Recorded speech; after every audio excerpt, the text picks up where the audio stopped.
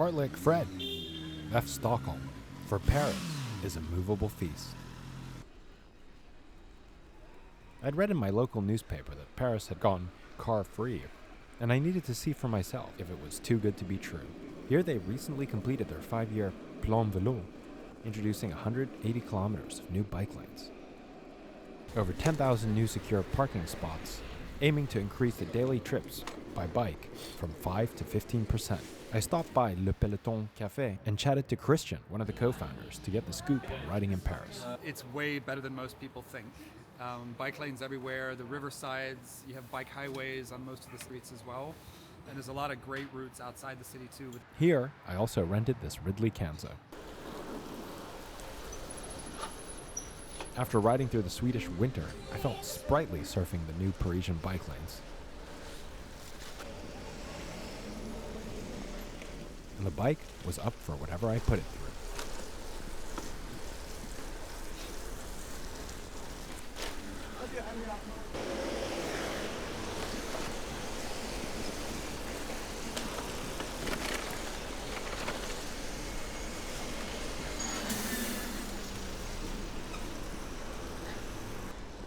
Another staple of the Paris bike scene, more towards the alt cycling end of the spectrum, is La Chouette. Here I also caught up with one of the co-founders. Jacob from La Chouette. So how long has this shop been here? 10 years, almost to the day. Before we opened, we were doing up bikes in a small cave in Paris. We got to a point where we decided to do a bike cafe. We did that and then the bikes just took over. The coffee had to make way. So we've got mostly kind of, well, all steel bikes. That's not a bad collection already. What are you riding? A Bassi Rachel, and it's probably the most comfortable bike I've ever had. I couldn't praise them enough. Unfortunately, the daytime riding during my Paris trip was just commuting, as I was here for work. I didn't make it out on the weekend as planned due to poor weather, tired body, and the Winter Olympics on TV. Most of my time was spent working with my friend, Pierre, on a radio documentary about Cambodian music. Here. We are in the 6th floor of Gaîté Lyrique, which is ARTE radio, right in front of the recording and editing studio. We've just worked out of each other's houses, so it was a luxury to have a studio to ourselves over the weekend. We met as we shared hotel rooms in the Philippines for a conference, and have previously worked on podcasts and radio documentaries. We'd break for lunch,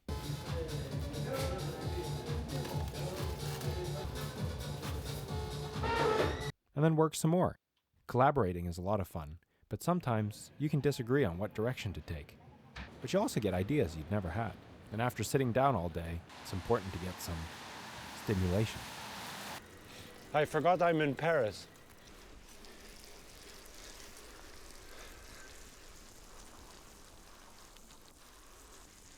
The first video I made for this channel was actually following Pierre around the last time we worked together. We rode to the Eiffel Tower. Oh look, there it is again.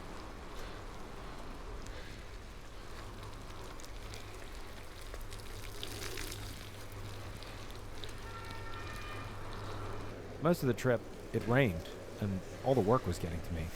One of the last days, I dropped my phone in the toilet. Luckily, there was this repair shop open late, and they even gave me a gold case.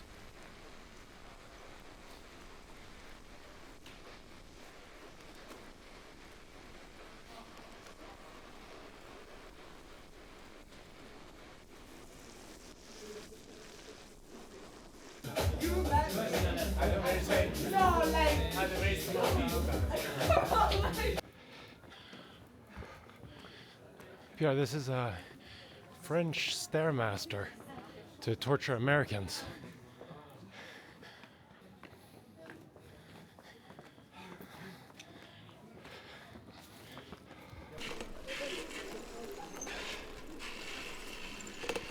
It was Valentine's Day, so we decided to take a romantic detour up to Sacre Couer to see what was going on.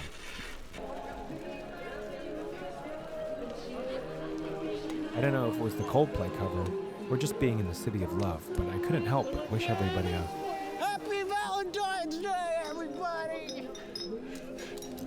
This is a song about the French Revolution. It's very poetic, storming the Bastille. They listen to Coldplay, you know that?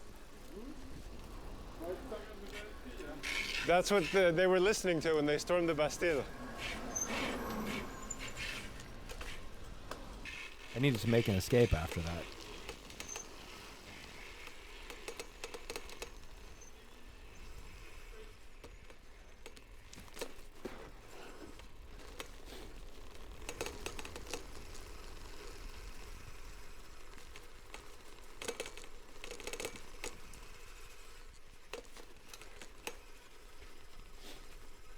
Riding down Montmartre was pretty sketchy, and I think I might have actually broke this couple up. Let's see.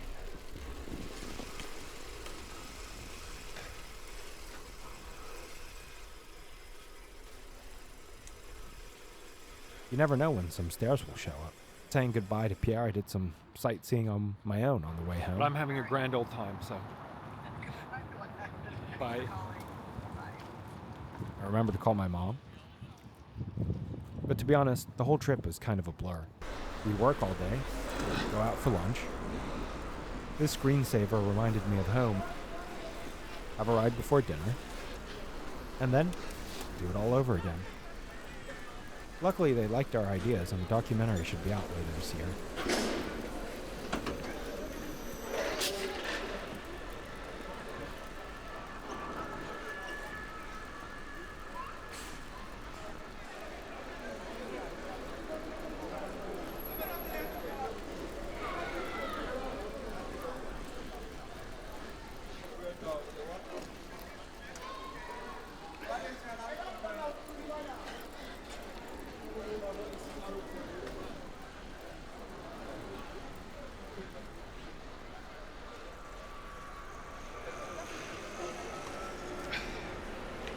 To celebrate, we had some good old American comfort.